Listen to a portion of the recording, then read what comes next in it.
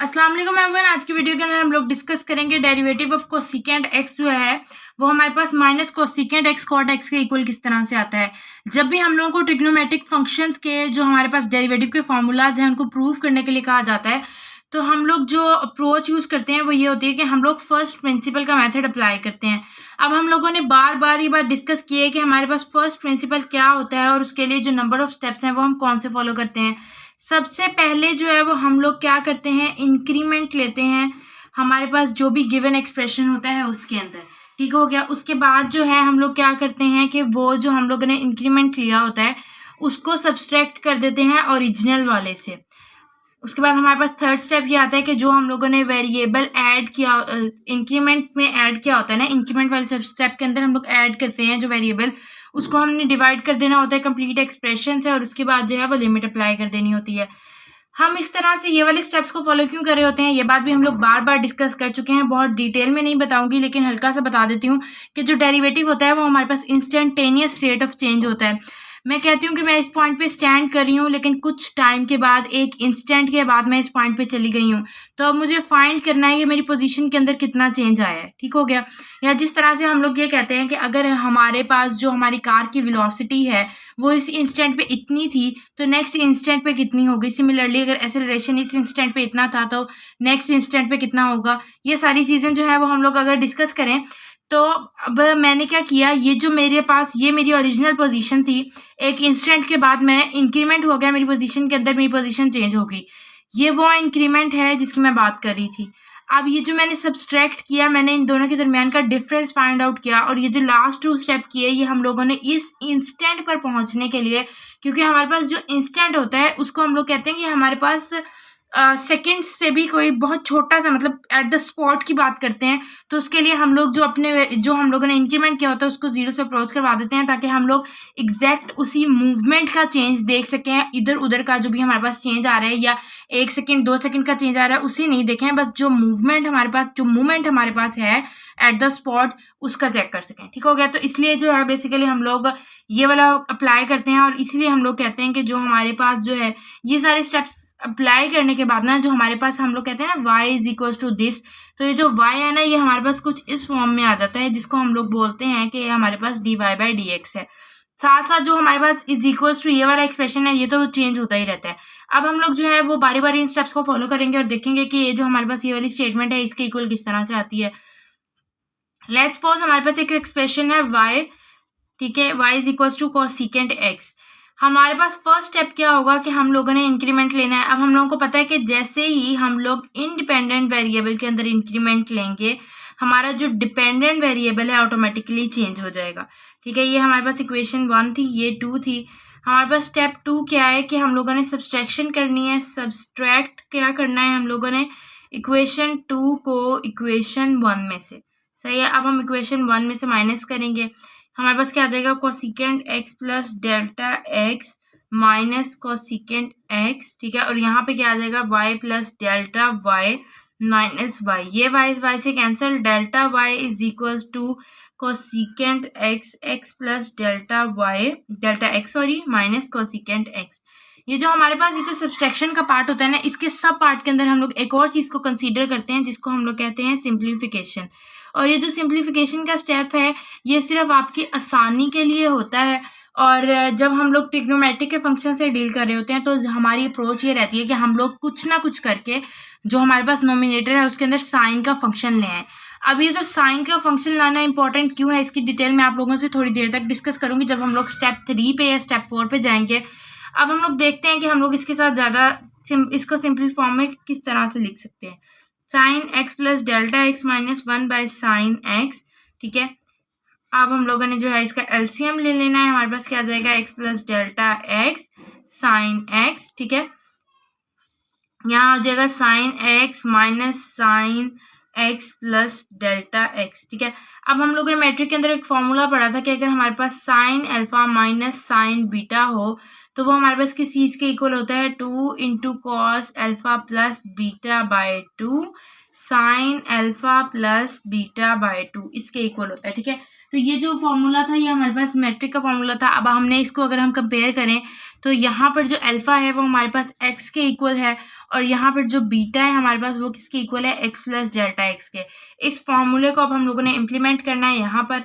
जब हम इसकी इम्प्लीमेंटेशन करेंगे तो ये कुछ इस तरह की फॉर्म बन जाएगी हमारे पास। 2 इंटू कॉस अल्फा की वैल्यू लिखेंगे which is x plus beta की value x plus delta x by 2, ठीक है।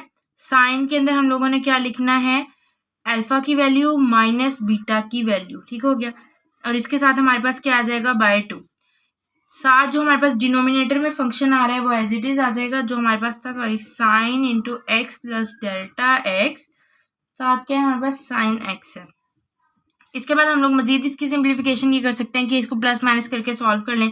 ये आ जाएगा 2 into cos x 2x plus delta x by 2, ठीक है। साथ क्या आ जाएगा, sine into x minus x जो है वो 0 हो जाएगा, माइनस डेल्टा एक्स बाय 2, ठीक है।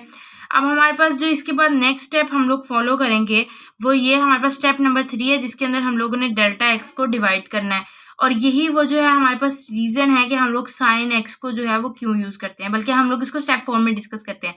यहाँ पे हमारे पास delta y by delta x आ गया, ठीक है। ये हो गया 2 cos into 2x plus delta x by 2 sine minus delta x by 2, ठीक है। साथ हमारे पास क्या आ जाएगा, sine into x plus delta x sine x, ठीक है। अब यहाँ पर अगर डेल्टा एक्स डिवाइड किया तो यहाँ पे भी कर देंगे। इसके बाद जो हमारे पास स्टेप 4 आएगा वो हमारे पास क्या है कि हम लोगों ने लिमिट अप्लाई करनी है।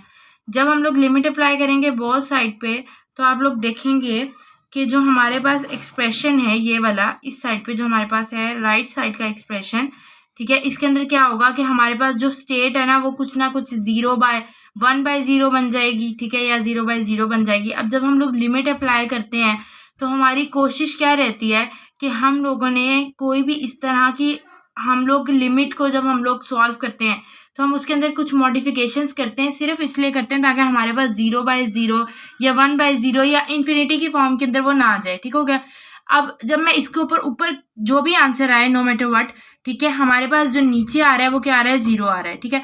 अब ये जो हमारे पास 0 आ रहा है ये पूरी स्टेटमेंट को इन्फिनिटी की तरफ या अनडिफाइंड की तरफ मूव कर देगा, ठीक हो गया। तो इस सिचुएशन से बचने के लिए हम जब ट्रिग्नोमेट्रिक फंक्शंस को प्रूव कर रहे होते हैं या इनको फर्स्ट प्रिंसिपल से सॉल्व भी कर रहे होते हैं तो हमारी अप्रोच ये रहती है कि हम लोग जो है ऊपर साइन का फंक्शन ले आए। क्यों? क्योंकि हम लोगों को पता है कि हमारे पास जो लिमिट अप्लाई करते हैं जब हम लोग, तो लिमिट हमारे पास एक फॉर्मूला होता है, लिमिट डेल्टा एक्स या x approaches to 0 sine x by x is equals to 1। तो फिर हम लोग क्या करते हैं कि देखें, अगर सपोज हमारे पास यहाँ पे डेल्टा एक्स आ जाए तो यहाँ पे भी डेल्टा और यहाँ पे भी डेल्टा एक्स। अब ये जो डेल्टा एक्स है जिसने हमारी वैल्यू को 0 कर देना है, जब वो इस फॉर्मूले के अंदर चला जाएगा ना तो वो ऑटोमेटिकली हमारे पास आंसर 1 दे देगा। तो इसलिए हम लोग क्या करते हैं कि हम लोग ऊपर साइन एक्स लाने की कोशिश करते हैं।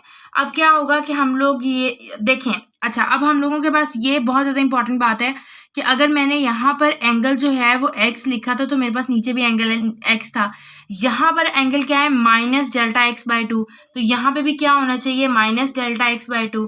अगर आप डिनोमिनेटर के अंदर 2 को डिवाइड कर रहे हो तो साथ मल्टीप्लाई भी करना पड़ेगा, ठीक है। और अगर आप माइनस मल्टीप्लाई कर रहे हो तो माइनस माइनस प्लस होता है ना, तो हम साथ माइनस भी मल्टीप्लाई करेंगे। ये कुछ इस तरह की फॉर्म आ जाएगी। ये minus, sorry, as it is रहेगा, ये 2 से कैंसिल हो जाएगा। हम लोगों ने क्या किया, डिनोमिनेटर के अंदर 2 को मल्टीप्लाई भी करवाया और डिवाइड भी करवाया। सिमिलरली हम लोगों के पास, हमें पता है कि प्लस की जगह हम लोग क्या लिख सकते हैं, माइनस माइनस, तो माइनस माइनस को रिप्लेस कर दिया इसकी जगह पर। अब हमारे पास क्या हो जाएगा, अब हम लोग जो है वो लिमिट को एक तरह से सेपरेट भी कर लेंगे। सेपरेट इस तरह से करेंगे कि sine minus delta x by 2 और नीचे क्या आ जाएगा, माइनस डेल्टा एक्स बाय 2, ठीक है। और साथ हमारे पास क्या आ जाएगा, limit delta x approaches to 0। जो रिमेनिंग टर्म्स रहेंगी वो सारी साइड पे लिख लेंगे। Cos 2x plus delta x by 2, ठीक है। और यहाँ पे हमारे पास क्या आ जाएगा, minus sine x plus delta x sine x, ठीक है। ये वाली पूरी टर्म हमारे पास क्या हो गई, 1 हो गई। अब हमने बेसिकली देखना है इस पे हम क्या करेंगे, ये वाला हमारे पास डेल्टा एक्स है ये 0 के इक्वल हो जाएगा और यहाँ पे जो डेल्टा एक्स है वो भी 0 के इक्वल हो जाएगा।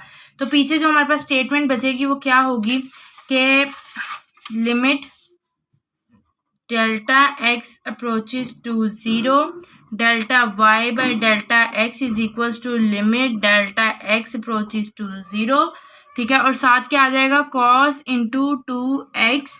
अच्छा, हमारे पास डेल्टा एक्स जो था वो 0 हो गया था, तो वो 0 कर देंगे तो वो ख़त्म हो जाएगा। उसके बाद minus sign into x plus delta x हमारे पास 0 था, साथ क्या आ जाएगा साइन एक्स आ जाएगा। अब मैं इसको मजीद सिंप्लीफाई करना सॉरी, ये लिमिट अब नहीं आएगी, क्यों? क्योंकि लिमिट हम लोगों ने इम्प्लीमेंट कर दी है। हमारे पास ये 2 इस 2 से कैंसिल हो जाएगा, ये आ जाएगा cos x और यहाँ पर क्या आ जाएगा sin x sin x। ये दोनों आपस में मल्टीप्लाई होकर स्क्वायर की फॉर्म भी बना सकते हैं, ठीक है। लेकिन हम लोग क्या करेंगे, क्योंकि हम लोगों को उसके इक्वल प्रूफ करना है, तो अब आप देखें ये माइनस हमारे पास आ गया, cos x by sin x dot 1 by sin x आएगा, which is equals to minus cot x cosecant x। तो ये वो चीज़ थी जो हमें प्रूफ करनी थी। आज के लिए बस इतना ही। Till then keep learning and keep exploring.